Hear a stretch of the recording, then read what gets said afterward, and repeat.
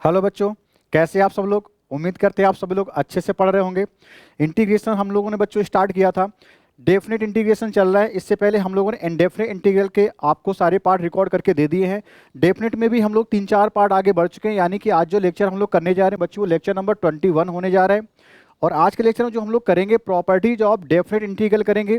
सारी प्रॉपर्टी आज इस पार्ट में तो नहीं हो पाएंगी, लेकिन फिर भी हम लोग 2 पार्ट में सारी प्रॉपर्टी को खत्म कर देंगे। तो आज जो है बच्चे डेफिनेट इंटीग्रल की जो प्रॉपर्टीज हैं उनको हम लोग डिस्कस करने जा रहे हैं। ठीक है, जो कि आपको जो आने वाली एक्सरसाइज में से हेल्प करने वाले हैं ये सारी प्रॉपर्टीज, क्योंकि अब जो क्वेश्चन होगा प्रॉपर्टी पर बेस्ड होगा। आपको लिख करके क्वेश्चन आएगा solve the integration using properties. तो अगर यूजिंग प्रॉपर्टीज है बच्चों तो हमें प्रॉपर्टी को आना चाहिए, और उसी प्रॉपर्टी को एज ए फार्मूला यूज करते हुए हम लोग क्या करेंगे, इंटीग्रेशन को इवेल्यूट कर रहे होंगे। तो आज जो क्वेश्चंस होने जा रहे हैं उससे पहले हम लोग क्वेश्चन करें, यानी कि प्रॉपर्टी हम लोग पहले करेंगे, इनका प्रूव करेंगे, बाकायदे समझेंगे, ताकि आपको डेफिनेट इंटीग्रल में और मजबूती से पकड़ बन सके। तो बच्चे जो पहली प्रॉपर्टी, एक्चुअली ये पहली प्रॉपर्टी ना बोला गया, इसको प्रॉपर्टी नंबर 0 बोला गया, यानी कि प्रॉपर्टी एक तरह से है ही नहीं ऐसे समझो, लेकिन प्रॉपर्टी है, बहुत ही सिंपल सी प्रॉपर्टी है। देखो कैसे इसको हम लोग प्रूव करेंगे। हमसे बोला गया है कि कोई भी अगर फंक्शन है बच्चे उसका इंटीग्रेशन करना है a to b, लिमिट हमें गिवन हो, तो अगर f जो फंक्शन वो x के टर्म्स में हो तो हम dx यानी कि उसका integration with respect to x कर रहे होंगे।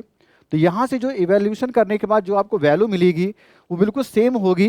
किस पैटर्न पे अगर आप करते हैं, यहाँ पे बच्चे ft लिखा होगा, ठीक है, ft dt होगा, यानी कि वेरिएबल अगर x है तो fx dx होगा, ft है तो ft dt होगा, f फाई तो d फाई होना चाहिए। मतलब वहां से अगर लिमिट हम सेम रखते हैं, वही फंक्शन है, वेरिएबल अगर चेंज करते हैं तो उसका आंसर कैसा रहता है, इक्वल आता है। तो आप किसी भी तरह से सॉल्व करके देख लो। सपोज कर लेते हैं कि जो fx है बच्चे,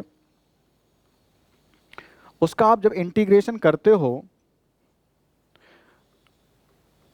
तो आपको कोई इंटीग्रेशन के तौर पे एक फंक्शन मिलेगा, उसे हमने मान लिया कैपिटल fx है, लेट कर लिया। तो अगर fx का इंटीग्रेशन आप करते हो तो कैपिटल fx आता है, इसी तरह से स्मॉल,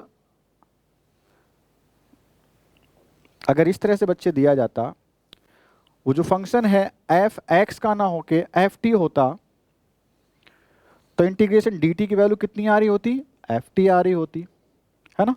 इसी तरह से तो हमें मिलता सारी चीज़ों को। तो अब हमें समझना है यहाँ पे कि अगर इंटीग्रेशन हम लोग करते हैं fx का तो क्या मिलता है, कैपिटल fx मिल रहा हो, और अगर ft यानी कि t के रेस्पेक्ट में वेरिएबल हो जाएगा उसका इंटीग्रेशन करेंगे तो ft हमें मिलेगा। जैसे साइन x का x के रेस्पेक्ट में इंटीग्रेशन क्या होगा, माइनस का कॉस x होगा। अगर साइन t होता तो t के रेस्पेक्ट में उसका इंटीग्रेशन क्या होगा, माइनस कॉस t हो जाएगा। तो बस वेरिएबल को मैं फर्क कर रहा हूँ, तो उसी के रेस्पेक्ट में हम लोग इंटीग्रेशन भी तो कर रहे हैं। तो आपको कुछ इस तरह से पैटर्न मिल जाएगा। तो LHS को जरा देखो एक बार, या फिर किसी भी तरफ आप चले जाओ, LHS ही लेते हैं। तो इंटीग्रेशन लिखा हुआ है a to b fx dx, और हम आपको ऑलरेडी बता चुके हैं fx का जो इंटीग्रेशन होगा वही ft का होगा, फर्क x की जगह पे t का चल रहा होगा। तो देखो जरा यहाँ पे fx का इंटीग्रेशन क्या मिलेगा आपको, कैपिटल fx मिल जाएगा। और जैसे आप इंटीग्रेशन कर लेते हो फिर इसके बाद क्या अप्लाई करते हो, लिमिट अप्लाई करते हो। a to b लिमिट इसकी है, आप वो रख लेंगे। बच्चों ये सारी चीज़ें हम लोग आपको प्रीवियस लेक्चर्स में बता चुके हैं। उम्मीद यही आपसे करते हैं कि वो सारे आपने वीडियोज़ को देख रखा होगा। अगर आपने वीडियोज़ देख रखे हैं तो फिर कोई प्रॉब्लम नहीं होगी। और जैसे आपसे बोला जा रहा कि आप कॉपी पेन लेकर के ही बैठे बच्चा, आप ऐसे मान के चलो कि आप अपनी एक्चुअल जो रियल में आप पढ़ रहे होते कोचिंग सेंटर में, उसी तरह से इसका फील लेते हुए पढ़िएगा। तो अब क्या करें, यहाँ पे अपर लिमिट वैल्यू रखेंगे तो क्या मिलेगा, एफ बी मिल जाएगा। एक्स की जगह पे बी रखो एक बार, और एक बार x की जगह पे a रखना होता है, तो क्या मिलेगा, F B minus F A. तो ये आपको रिजल्ट आया है लेफ्ट हैंड साइड जब हमने सॉल्व किया है। जरा राइट हैंड साइड में सोचो, जब मैं इसका इंटीग्रेशन कर रहा हूँगा तो वहाँ भी हमें क्या मिलेगा, कैपिटल एफ टी मिल जाएगा। और फिर हमें क्या अप्लाई करना होगा बच्चे, लिमिट अप्लाई करना होगा। लिमिट अप्लाई क्या है, a to b ही है। तो जैसे लिमिट अप्लाई करोगे तो यहाँ से क्या मिलेगा, एफ बी माइनस का एफ ए ही मिलेगा।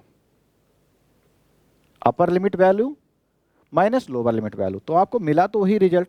यानी कि डेफिनेट इंटीग्रेशन में इस बात का फर्क नहीं पड़ता कि आपने वेरिएबल बदल दिया है, इसका कोई फर्क नहीं पड़ने वाला, आंसर आपका वैसे ही आ रहा है। बट ध्यान ये रखो, यहाँ पे x है तो dx होना चाहिए, अगर t है तो फिर dt होना चाहिए, और उसी के कोरस्पॉन्डिंग हमारा जो आंसर आ रहा है दोनों इक्वल आ रहा है। तो इस तरह से प्रॉपर्टी क्या हो जा रही है, प्रूव हो जा रही है। एक सिंपल सी प्रॉपर्टी है, कोई बहुत बड़ा यहाँ पे रूल नहीं आया, लेकिन फिर भी इसको हम लोग यूज कर रहे होंगे कि जो हमारा क्वेश्चन एक्स से शुरुआत होता है, बीच में हम लोग जब टी मान के काम कर रहे होते हैं और वो बिल्कुल हुबहू टी की वाला फंक्शन एक्स की तरह दिखने लगता है, तो हम टी को कन्वर्ट कर लेंगे एक्स में। ये यहाँ पे समझाने की कोशिश की गई है, जो आपको कहीं ना कहीं क्वेश्चन के पार्ट में दिखाई दे जाएगा जब हम लोग क्वेश्चन कर रहे होंगे एक्सरसाइज या एग्जाम्पल्स के। ठीक है, तो ये प्रॉपर्टी 1 आपकी सिंपल सी थी। आगे बढ़ते, दूसरी प्रॉपर्टी क्या लिखी हुई है, लिखा है अगर एफ एक्स डी एक्स आप कर रहे हैं और आपने लिमिट अगर बदल दी, आप देखो अगर पहले क्वेश्चन में लेफ्ट हैंड साइड में लिमिट ए टू बी है, दूसरी तरफ लिमिट क्या होगी बच्चे, बी टू ए हो गई। तो कह रहा कि क्वेश्चन में जो माइनस आ जाता है और कोई चेंज नहीं आता है, यानी कि वैल्यू वैसी ही लगभग आ रही, बट माइनस लगाने पे सेम मिल जा रही होगी। तो इस तरह से अगर इसको देखें, जैसे कि हमने पिछले वाले पार्ट में सपोज कर लिया था कि अगर एफ एक्स का इंटीग्रेशन कैपिटल एफ एक्स हो जाए तो आरएचएस में आपको क्या मिलेगा। देखो इसका तो आंसर आप याद ही कर लो, ये क्या देने वाला, एलएचएस देने वाला आपको। एफ एक्स का इंटीग्रेशन क्या है बेटा, कैपिटल एफ एक्स है, तो आप कैपिटल एफ एक्स पे क्या अप्लाई कर दोगे, लिमिट अप्लाई कर दोगे। कैपिटल एफ एक्स पे लिमिट क्या है बेटा, वो है ए टू बी। तो क्या मिल जाएगा आपको, f B minus F a मिल जाएगा। अब अगर यही वैल्यू हमारी इधर से आ जाए तो हमारा काम बन जाएगा। हमारे पास है ए टू बी नहीं, यहाँ पे बी टू ए है। एफ एक्स का इंटीग्रेशन क्या देने वाले, वो कैपिटल एफ एक्स ही आने वाला है। माइनस लगा है तो माइनस लगा रहने दो बाहर, और लिमिट को आप अप्लाई कर दो यहाँ पर। लिमिट क्या है, बी टू ए है। हमारा फार्मूला क्या कहता है, फार्मूला कहता है पहले अपर लिमिट वैल्यू निकालो माइनस लोअर लिमिट वैल्यू रख देंगे। अपर लिमिट वैल्यू क्या, एफ ए हो जाएगी इस बार, माइनस क्या होने वाला है, एफ बी होने वाला है। और जैसे माइनस को हमने अंदर कर दिया तो माइनस का एफ ए हो जाएगा, और प्लस माइनस माइनस प्लस का क्या हो गया, एफ बी हो गया। तो आपका फाइनली आंसर प्लस वाले को अगर पहले लिख लें, F B minus F A, तो इस तरह से मिल जाएगा आपको।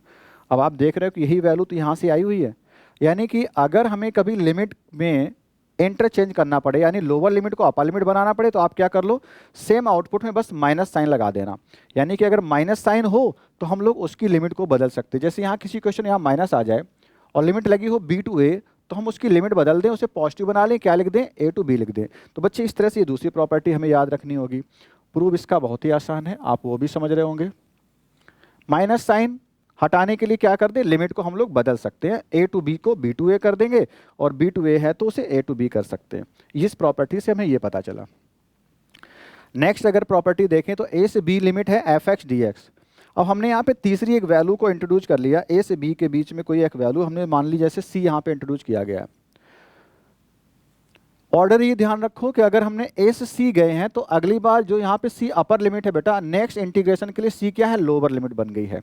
ठीक है, तो इस तरह से हमें सॉल्व करना है। अब एक चीज़ आप समझ चुके हो कि अगर इंटीग्रेशन हमें एफ एक्स का करना है तो उसे हम क्या बार बार मान रहे हैं, कैपिटल एफ एक्स मान रहे हैं। यानी एफ एक्स का इंटीग्रेशन हम लोग क्या सपोज कर ले रहे हैं, कैपिटल एफ एक्स सपोज कर ले रहे हैं।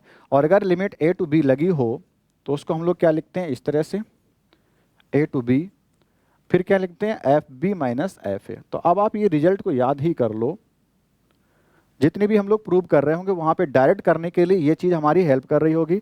F A to B limit है बेटा, तो एफ एक्स की वैल्यू ए टू बी से क्या मिलने वाली है, F B minus F A मिलने वाला है। ठीक है, तो देखो किस तरह से हम लोग इसको प्रूव करेंगे। यहाँ पे हमने आरएचएस को ले लिया, जैसे मैंने आरएचएस को लिया तो आरएचएस में लिखा क्या है बेटा, a to c f x d x plus integration c to b f x d x. अब मैं इसी रूल के तहत अप्लाई कर देना चाहता हूं। यहां पे अगर ए टू बी है तो F B minus F A आया है, अगर ए टू सी है तो क्या मिल जाएगा हमें, f c minus F a मिल जाएगा। प्लस यहां पे क्या मिलेगा, एफ बी माइनस, देखो upper limit value f B minus f c मिल जाएगा। अगर मैं ब्रैकेट को ओपन कर दूं तो आप देख रहे हो एफ सी की वैल्यू यहाँ पे कैसी माइनस का है और यहाँ पे कैसी प्लस की है, तो कैंसिल हो जाएगी। माइनस का एफ ए आया, इधर क्या बचा, प्लस का एफ बी। आपका क्या आया, f B minus F a. और f B minus F a को क्या लिख सकते हो, आप लिख सकते हो इस तरह से, integration a to B fx and dx भी लिख सकते हो, जो कि आपका LHS आ गया। तो थर्ड प्रॉपर्टी को बच्चा हमने इस तरह से बच्चे प्रूव किया हुआ है। आई थिंक ये सारी आसान प्रॉपर्टी हो जाएंगी, इन पे आपको वर्क करना पड़ेगा। प्रूव अगर नहीं पूछा जा रहा है, पहली दूसरी तीसरी प्रॉपर्टी सिंपल है, प्रूव अगर इनका नहीं पूछा जा रहा है तो कोई इशू नहीं है, लेकिन इनका यूज बहुत इंपॉर्टेंट है। जहाँ पे हमें लगेगा कि हम इसकी लिमिट को बीच में तोड़ सकते हैं तो आप बीच में तोड़ सकते हो, यानी कि आप कोई भी नंबर एज्यूम कर लो, ए बी अगर लिमिट लगी है तो कोई एक एज्यूम कर लो, दो एज्यूम कर लो, जितनी बार आपको लिमिट तोड़ना होगा तोड़ लेंगे, ठीक है। तो ऐसे आपके एनसीईआरटी में कुछ मॉड बेस फंक्शन, जो मॉड होता है उस पर बेस कुछ क्वेश्चन गिवन है, वहाँ पे लिमिट लगी होगी 1 to 4, तो हम लोग 1 to 4 को 4 के बीच में कोई भी नंबर जैसी आपको मॉड फंक्शन होगा उसके अकॉर्डिंग ले लेंगे। आप चाहो तो 1 से 2 तोड़ो, 2 से 4 तोड़ लो, 1 से 4 दी लिमिट है तो 1 से 2, 2 से 4, या चाहो तो 1 से 2, 2 से 3, 3 से 4, इस तरह से भी लिमिट को हम लोग तोड़ सकते हैं। तो इस प्रॉपर्टी से हमें ये पता चला कि अपनी ज़रूरत के मुताबिक हम लोग किसी भी लिमिट को अगर तोड़ लेते हैं तो उसके आउटपुट में यानी आंसर में कोई फर्क नहीं आ रहा है। नेक्स्ट प्रॉपर्टी है P3, और मैंने P4 भी यहीं पे लिख रखी है, इसलिए लिख रखी है क्योंकि जो P4 प्रॉपर्टी है एक्चुअली P3 का ही एक स्पेशल केस है। अगर P4 आपको देखना है तो P3 को पहले प्रूव कर लेते हैं, और जब P3 प्रूव हो जाएगी तो वहीं पर हम आपको बता देंगे कि किस तरह से हमने P4 को इवैल्यूएट किया हुआ है। चलो देखो, यहाँ पे हमने क्या किया, LHS में देखा, RHS में देखिए पहले। f के अंदर जो भी फंक्शन लिखा है उसे हम t सपोज कर ले रहे हैं। f के अंदर जो भी फंक्शन लिखा उसे हमने क्या कहा, t सपोज कर लो आप। तो हमने बोल दिया, लेट कर लेते हैं a plus B minus X को हमने t मान लिया। तो अगर LHS RHS पहले लिया है तो RHS की लिमिट पे भी देखो किस तरह से इफेक्ट पड़ेगा। और मैं आपसे बार बार कह रहा हूँ कि इस वीडियो को देखने से पहले आप इसके प्रीवियस वीडियो को जरूर देख लें, जहाँ पे हम जब भी टी मान रहे थे तो टी के अकॉर्डिंग जो नई लिमिट बन रही थी बच्चे, वो भी हम आपको दिखा रहे थे। तो इसलिए आप प्रीवियस लेक्चर को जरूर तैयार कर लें, यानी कि सीक्वेंस में ही आइए। और मैंने जैसे कि बता दिया आपको कि लेक्चर नंबर कौन सा बच्चे, 21 है, तो यानी कि 1 से 20 तक लेक्चर रिकॉर्ड हुए हैं इंटीग्रेशन में। तो आप समझ सकते हो कि इंटीग्रेशन में कितना डीप में हम लोगों ने प्रिपेयर किया हुआ है। आपका इंटीग्रेशन इससे बाहर नहीं मिलने वाला जितना हमने आपको यहाँ पे दिया हुआ है। कंटेंट आपको पूरा मिल रहा है और आपको परेशान नहीं होना है, बस बने रहिए, साथ में सपोर्ट करिए पूरी तरह से। हम आपको पूरा कंटेंट इसी तरह से डिलीवर करेंगे, जो भी है सब अच्छे से ख़त्म किया जाएगा, भागने की ज़्यादा कोशिश नहीं होगी। एग्जाम से पहले सिलेबस खत्म होना तो है, तय ही बिल्कुल है। आपका रिवीजन भी होगा और प्रीवियस ईयर क्वेश्चन भी कराने की पूरी कोशिश होगी। तो चलो देखते हैं बच्चे इस क्वेश्चन को। a plus B minus X equal to, अगर हमने t मान रखा है तो यहाँ पे क्या करते बेटा, हमने लोअर लिमिट जब हमने a ली है, यानी कि x की वैल्यू जो हमने कितनी मान रखी है, a ले रखी है, तो यहाँ पे t की वैल्यू कितनी मिलती है वो देखो। x की जगह पे जैसे a रखा तो a से a कैंसिल हो गया, क्या मिला बेटा, t मिला। यानी कि जब लोअर लिमिट हम x equal to a use कर रहे हैं तो t उस केस में लोअर लिमिट क्या ले रहा होगा, b ले रहा होगा। फिर से समझो, मैंने यहाँ पे लोअर लिमिट है a, तो x की वैल्यू बच्चे जब यहाँ पे a रखी तो x जगह पे a, तो a से a कैंसिल हुआ तो t इक्वल टू कितना आ रहा है, b आ रहा है। आगे देखो, जब मैंने x की वैल्यू यहाँ पे अपर लिमिट जो b है वो रखने की कोशिश करी तो t उस केस में क्या कर रहा है, b रखा, b से b कैंसिल, तो t उस केस में a ले रहा है। तो लिमिट के बारे में तो हमें पता चल गया है कि लिमिट हमारी जो जा रही हैं वो इस तरह की हैं, यानी जब a लोअर लिमिट है तो अपर लिमिट जो थी वो बन गई। या ऐसे कहो कि लोअर लिमिट a के लिए हमारी लोअर लिमिट क्या आ रही, b आ रही, अपर लिमिट b के लिए हमारी अपर लिमिट क्या आ रही है, a आ रही है। साथ ही साथ जब भी आप इस तरह से मानते हो, जिसको t मानते हो उसका डिफरेंशिएशन भी तो करते हो। तो इस वाली लाइन का जरा डिफरेंशिएशन करो एक बार। a नंबर है, b नंबर कोई कांस्टेंट है, इनका 0 हो गया। यहाँ से क्या मिला, माइनस का dx is equal to dt मिल जाएगा। तो dx इक्वल टू कितना हो जाएगा बच्चे, माइनस का dt हो जाएगा। तो अब जो चेंज करना है RHS में वो हम लोग कर लेते हैं। तो हमने RHS लिया,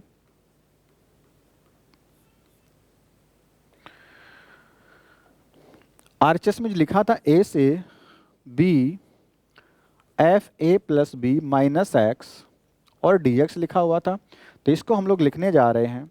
a टू b को हम लोग क्या लिखेंगे, a के लिए हमारी b लिमिट है बेटा और b के लिए a लिमिट है।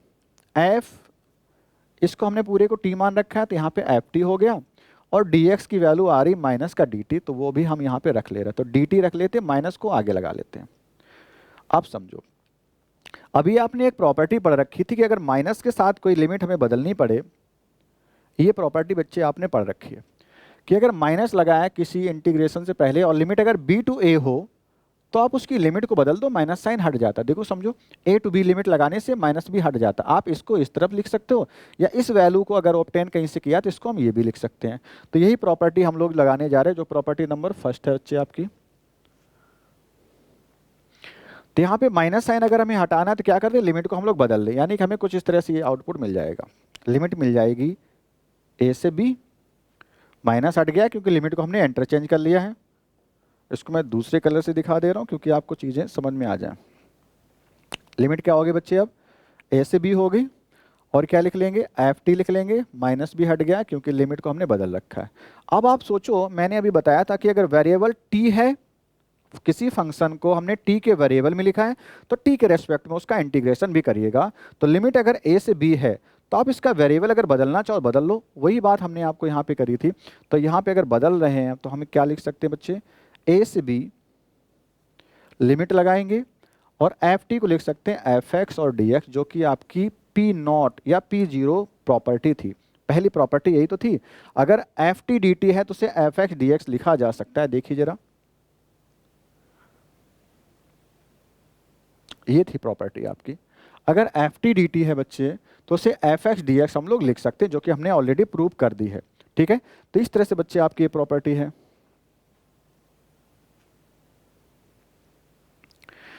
तो इस तरह से ये प्रॉपर्टी जो आई उसको यहाँ पे लिख लेते हैं, यानी कि ये आउटपुट आपका इधर आ तो चुका है, अब लिखने की जरूरत ही क्या है। ठीक है, हाँ अब अगर हमें P4 को करना है तो यही P4 जो है ना P3 का एक कंक्लूजन है। P4 क्या बेटा, P3 का एक कंक्लूजन है। तो P3 को कैसे निकालना है वो देखो जरा। P3 को निकाल लिया, सॉरी P4 को कैसे निकालना, आप क्या करो, जो इसकी लोअर लिमिट है अगर a इक्वल टू मैं 0 पुट कर दूं क्योंकि यहाँ पे तो 0 है, और b इक्वल टू मैं a रख दूं, तो देखो हमें क्या मिल गया, इंटीग्रेशन a 0 से a मिल गया, यानी इतना पार्ट हो गया। एफ एक्स डी एक्स जैसा वैसा ही बना रहने देते हैं। तो राइट हैंड साइड में भी हम लोग वही काम करने वाले हैं। यहाँ पे क्या आने चाहिए, a की जगह पे 0 रखो और b की जगह पे a रख दो। a की जगह पे 0 रखा और b की जगह पे a रख दिया। a की जगह पे 0 रखा, b की जगह पे a रख दिया। तो अब आपको क्या मिलेगा, अब f 0 plus a minus x यानी कि a माइनस एक्स मिल गया, यानी कि आपको ये वाली प्रॉपर्टी यहाँ से मिल जा रही है। ठीक है, यानी एक वैल्यू को मैंने 0 कर लिया है तो हमारा इस तरह से प्रॉपर्टी नंबर 4 प्रॉपर्टी 3 से निकल के आ जा रहा है। तो बच्चे इस तरह से हमने पार्ट 1 में आपको कुछ प्रॉपर्टी को प्रूव करना सिखाया। एक साथ सारी प्रॉपर्टी नहीं देने का मतलब ये है कि आप पे सारी प्रॉपर्टी तैयार होनी चाहिए, इनको कैसे यूज करना है वो भी आपको सीखना है। बाकी जो नेक्स्ट पार्ट है उसमें हम लोग प्रॉपर्टी बाकी जो है 5 6 7 वो भी हम लोग प्रूव करके आपको दे रहे होंगे। वो थोड़ी सी बड़ी प्रॉपर्टी है, इसलिए आप इस वीडियो को जरूर तैयार कर लें। तो बच्चे नेक्स्ट मिलते हैं, आगे जो प्रॉपर्टी बची है उनको तैयार करते हैं। Thank you very much.